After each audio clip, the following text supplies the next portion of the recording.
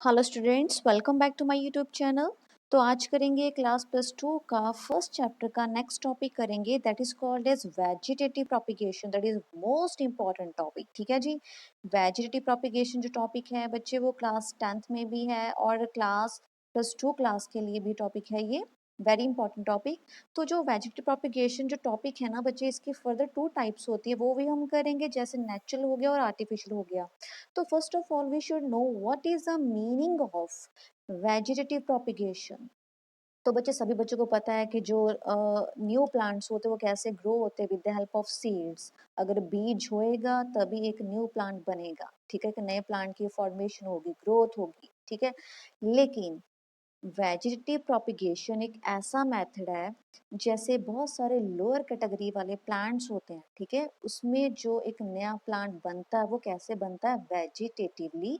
Means कोई भी plant जो लोअर प्लांट होते हैं, उसकी जो स्टेम हो, लीफ हो, रूट हो, मींस उसकी बॉडी का कोई भी पार्ट हो, उसकी हेल्प से एक नए प्लांट की फॉर्मेशन होती है, that is called as vegetative propagation.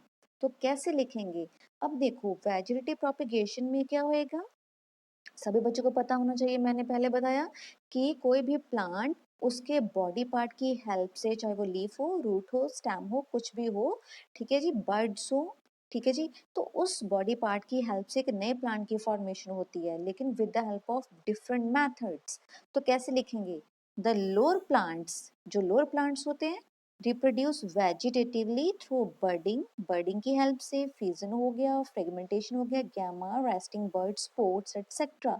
तो बर्डिंग मेथड आपने पहले कर लिया, फिजन मेथड भी आपने किया, फ्रेगमेंटेशन भी किया। मींस फ्रेगमेंटेशन मींस कोई भी बॉडी है वो टूट कर उसके पार्ट्स जो बनते हैं ना, टूट कर, ब्रेक डाउन होकर जो उसके बॉडी पार्ट्स होते हैं, हर एक बॉडी पार्ट से एक नए प्लांट्स की फॉर्मेशन होगी, with the help of gemma या रेस्टिंग स्पोर्ट्स या बर्ड्स की हेल्प से एक नए प्लांट की फॉर्मेशन होती है। बच्चे, ये वाले टॉपिक आपने 10th क्लास में भी किए हुए हैं। ठीक है, तो आपको पता चला गया, ठीक है, कि वेजिटेटिव प्रोपिगेशन मेथड क्या होता है। मींस किसी भी प्लांट के पार्ट से एक नए प्लांट्स की फॉर्मेशन होना। तो इजी वे में आप अब कैसे लिखोगे? Among flowering plants every part of the body, plant की बॉडी का हर एक पार्ट, जैसे root, stem, leaf, buds, take part in vegetative propagation. ठीक है जी, तो ये हो गया आपका meaning of vegetative propagation. Means इसमें क्या होता है कि सीड्स की जरूरत नहीं होती, लेकिन प्लांट के कोई भी बॉडी पार्ट से, चाहे वो कोई भी बॉडी पार्ट हो, उसकी हेल्प से हम एक नए प्लांट की फॉर्मेशन कर सकते हैं। लेकिन उसकी फर्दर टू टाइप्स होती हैं, एक तो है नेचुरल, एक तो है आर्टिफिशियल। तो बच्चे, आज करेंगे हम मेथड्स ऑफ वेजिटेटिव प्रोपगेशन में natural methods of vegetative propagation.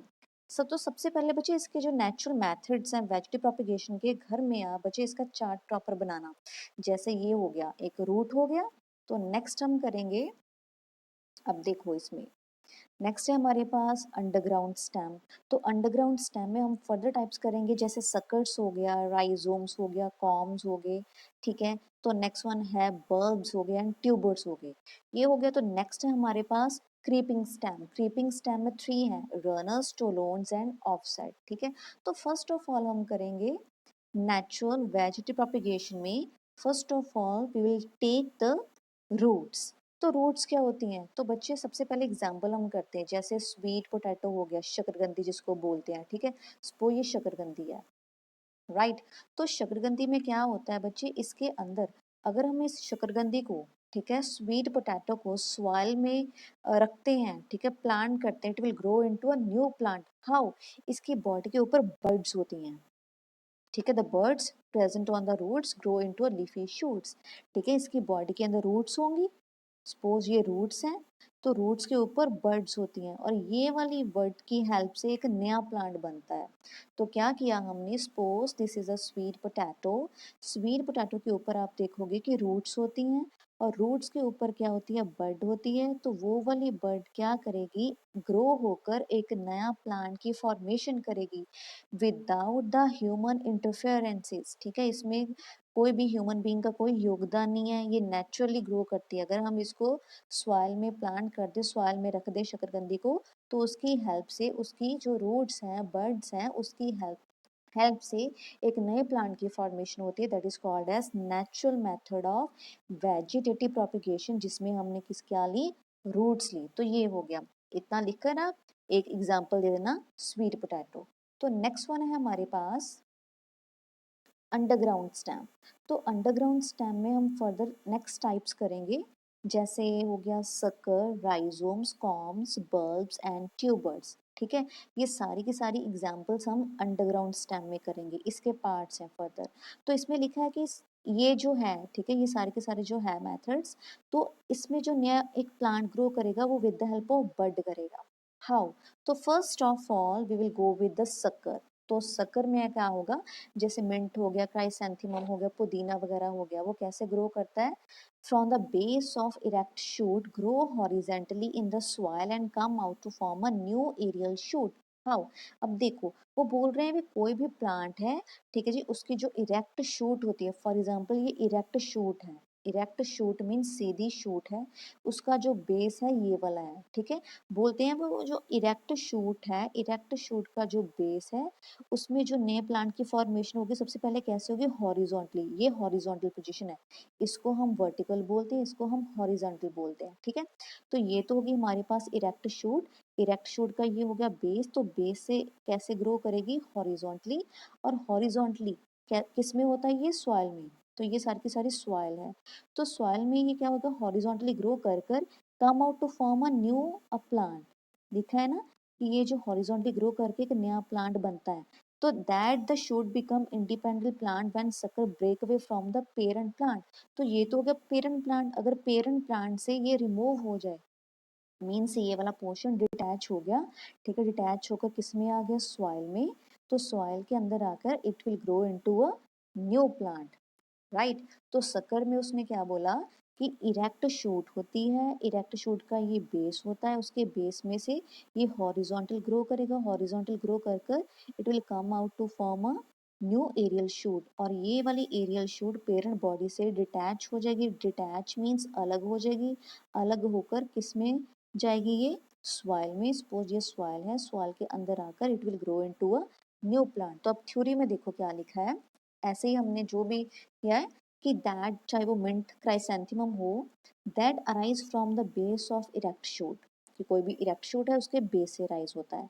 Next grow horizontally, horizontal grow करेगा इन सॉइल, सॉइल के अंदर, then come out to form a new aerial shoot. और ये कैसे बनेगा, एक new aerial shoot. So these shoot become independent plant when sucker break away from the parent plant. तो ये जो इंडिपेंडेंट प्लांट है वो जब डिटैच हो गया, अलग हो गया पेरेंट बॉडी से, सॉइल में आ गया, it will grow into a new plant. तो इसमें एग्जांपल आप दोगे मिंट एंड क्राइसैंथेमम में, किसमें, सकर्स में। तो नेक्स्ट वन है हमारे पास राइजोम्स। ये राइजोम्स आ गया, ठीक है। तो राइजोम्स में आप एग्जांपल लोगे, जैसे जिंजर हो गया, ठीक है, अदरक हो गया, टर्मरिक वगैरह हो गई, हल्दी वगैरह हो गई, लोटस हो गया। तो आप 2 या 3 एग्जांपल लिख सकते हो।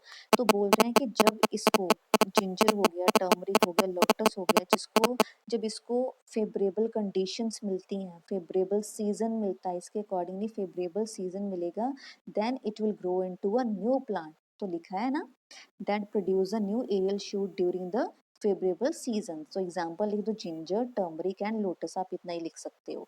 तो नेक्स्ट वन है हमारे पास कॉम्स।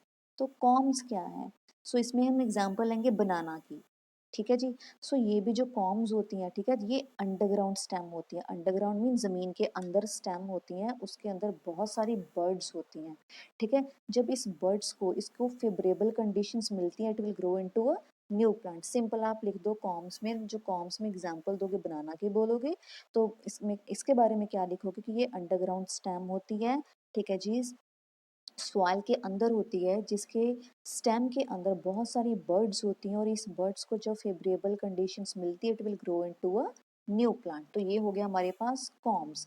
तो नेक्स्ट वन है हमारे पास बल्ब। बल्ब में हम एग्जांपल लेंगे अनियन की, प्याज की, ठीक है। ये भी इसमें आप सिंपल लिख सकते हो, जो अनियन होता है, ठीक है, जब हम इसको सोन करते हैं सॉइल में बीजते हैं, ठीक है, सोन करते हैं, तो it will grow into a new plant. तो सिंपल हो गया, 1 या 2 आपने एग्जाम्पल लेनी है, इसमें आप अनियन और गार्लिक ले लेना। तो नेक्स्ट वन है हमारे पास ट्यूबर। तो बच्चे जहां पर भी आप ट्यूबर के बारे में पढ़ोगे ना, ये वाला वर्ड पढ़ोगे तो डेफिनेटली आपको पता होना चाहिए कि हम किसके बारे में बात कर रहे हैं, पोटैटो की।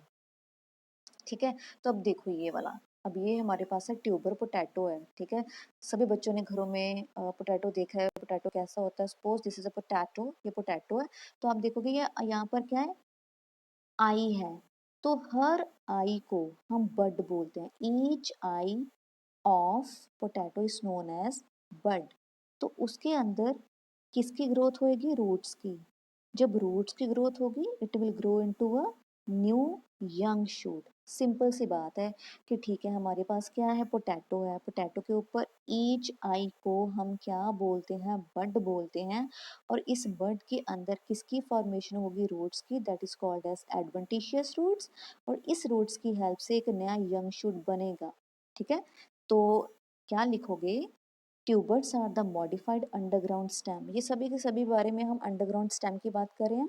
That having a several buds. तो पोटैटो के बॉडी के ऊपर बहुत सारी बर्ड्स होती हैं। So each eye of the potato under tuber is a bud and growing to a new plant when planted in the portion of swollen tuber. तो simple सी बात है। तो इसमें क्या होएगा कि जब आप पोटैटो को सॉइल में रखते हैं, जो हर एक बड होती है उसके अंदर जो एडवेंटिशियस रूट्स की फॉर्मेशन होगी, तो उसकी वजह से एक नया प्लांट बनेगा। तो ये हो गया हमारे पास ट्यूबर। तो उसके बाद है हमारे पास क्रीपिंग स्टेम्स। क्रीपिंग स्टेम्स में हम 3 एग्जांपल्स लेंगे, रनर्स, स्टोलोन्स एंड ऑफसेट। तो सबसे पहले करेंगे हम रनर्स में। ठीक है, रनर्स में हम एग्जांपल लेंगे डूब ग्रास की, ये dope grass. So these are the creeping modified stem produce adventitious roots at the nodes. ठीक है, सपोज ये स्टेम है और ये क्या है, नोड्स हैं। ये वाली हम नोड्स बोलते हैं। हर एक नोड के ऊपर बोल रहे हैं कि क्या होता है, बड की ग्रोथ होती है। ये हो गया बड, एंड ये बड ग्रो होकर एक नए प्लांट की फॉर्मेशन करेगी। देखा है ना, each node give rise to aerial shoot when we come into a new plant. Simple सी बात है कि स्टेम होती है, स्टेम के अंदर क्या होती है, नोड्स होती है, नोड्स के ऊपर क्या होती है, बर्ड्स होती हैं। तो ये वाली बर्ड ग्रो होकर एक नए प्लांट की फॉर्मेशन करती है। एग्जाम्पल हम लेंगे डूब ग्रास की। तो नेक्स्ट है हमारे पास स्टोलोन्स। तो स्टोलोन्स क्या है बच्चे, इसके जैसे स्टोलोन्स वो वाले होते हैं, रनर्स होते हैं कि इसके सामने कोई भी ऑब्स्टेकल्स हो, रोड़े बट्टे कंकर वगैरह, कोई भी पत्थर बड़े बड़े कुछ भी हो, ठीक है, उसको ये क्रॉस ओवर कर कर एक नए प्लांट की फॉर्मेशन करते हैं। दैट इज वाई इन्होंने लिखा है stolons is a arc runners cross over small obstacle. छोटे छोटे ऑब्स्टेकल्स मीन इसके सामने आने वाले बैरियर्स, रुकावटें, जैसे छोटे छोटे बोल सकते पत्थर हो, ठीक है, तो उस कंकर हो, तो उसको क्रॉस ओवर करके, ठीक है, एक नए प्लांट की फॉर्मेशन करते हैं। कहाँ से, नोड से। तो एग्जाम्पल कर रहे हैं हम वैलिसनेरिया की। तो उसके बाद है हमारे पास ऑफसेट। तो ऑफसेट में हम एग्जाम्पल करेंगे पिस्टिया की, ये वाली पिस्टिया। ठीक है, पिस्टिया। सो पिस्टिया क्या है, these are the internode long runner which divide tuft tuft leaves at the apex. Apex means ये वाला जो टिप वाला पार्ट होता है ना, एपेक्स होता है। तो इसमें tough tuft leaves means group of leaves होता है। ठीक है जी, तो ये क्या बनाता है, एक नया प्लांट बनाता है इंटरनोड में। तो आप अब देखो नोड्स और इंटरनोड्स में डिफरेंस क्या है। सपोज ये स्टेम है, ये जो मैं लाइन बना रही हूँ ना, that is called as a node. और दो नोड के अंदर जो बीच वाली स्पेस होती है that is called as internode. ठीक है जी, ये जो लाइंस हैं ये होगी नोड। दो नोड्स के बीच में जो स्पेस होती है that is called as internode. तो नेक्स्ट वन है हमारे पास एरियल स्टेम। तो एरियल स्टेम में हम क्या करेंगे, जैसे कैक्टस हो गया, ठीक है, तो कैक्टस में जो न्यू प्लांट्स कैसे ग्रो करेगा, जैसे इसकी जो स्टेम सेगमेंट, स्टेम का पार्ट होगा वो ग्राउंड के ऊपर गिर जाएगा। ठीक है, it will grow into a new plant. Example हम लेंगे ओपनचिया की। सिंपल सी बात है, सपोज अपने आप दिमाग में रखना कि कैक्टस की बात हो रही है। ठीक है जी, तो कैक्टस से एक न्यू प्लांट की फॉर्मेशन कैसे होगी, जब इसकी स्टेम का कोई पार्ट टूट कर जमीन में आ गया, सॉइल में आ गया, it will grow into a new plant. Example लेंगे हम ओपनचिया की। तो उसके बाद हम करेंगे लीव्स। तो अभी ये देखो लीव्स हो गए। ठीक है, तो लीव से हम क्या देखोगे, ये जो पत्ता है, लीफ है, उसके अंदर किसकी ग्रोथ होएगी, एडवेंटिशियस बर्ड्स की। ये एडवेंटिशियस बर्ड्स है। तो बर्ड्स के अंदर आप देखोगे छोटी छोटी एडवेंटिशियस रूट्स ग्रो होने लगी।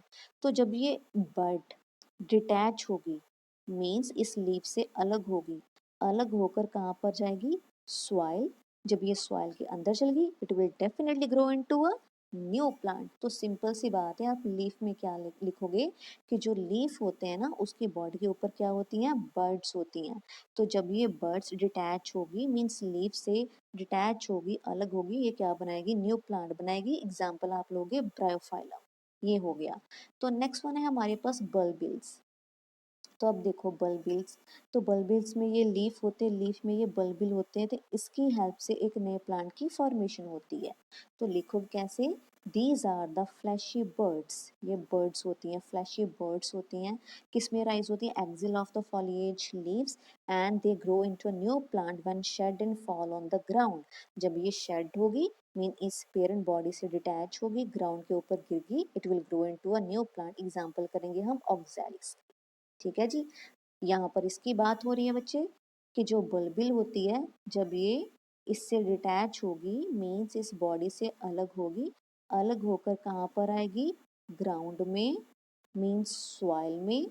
जब मिट्टी में आ गई, ग्राउंड में आ गई, तो ये क्या करेगी, ग्रो करेगी। ठीक है जी, तो हर एक में हमने क्या किया कि कोई भी प्लांट है, प्लांट की बॉडी के ऊपर क्या होती हैं, बर्ड्स होती हैं।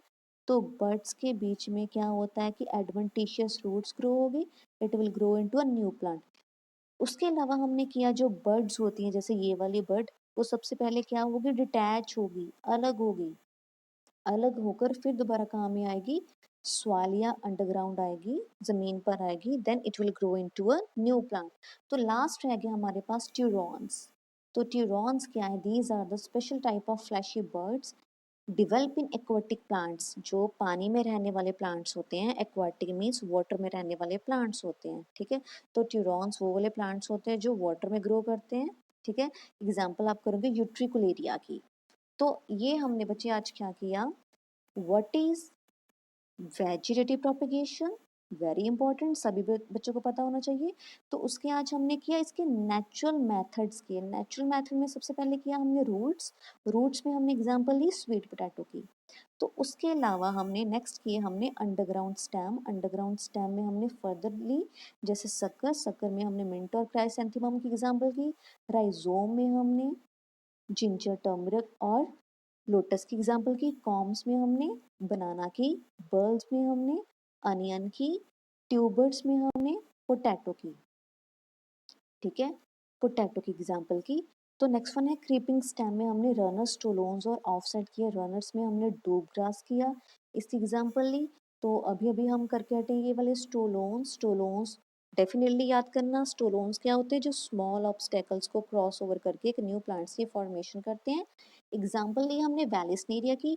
उसके अलावा ऑफसेट किया जिसमें हमने एग्जाम्पल की पिस्टिया। एरियल स्टेम में हमने एग्जाम्पल की ओपनशिया। लीव्स में हमने एग्जाम्पल की ब्रायोफाइलम। बर्बिस में हमने एग्जाम्पल की oxalis. And the last one है हमारे पास ट्यूरॉन, जिसमें हमने एग्जाम्पल की यूट्रिकुलेरिया। तो दैट इज़ वेरी इंपॉर्टेंट बच्चे।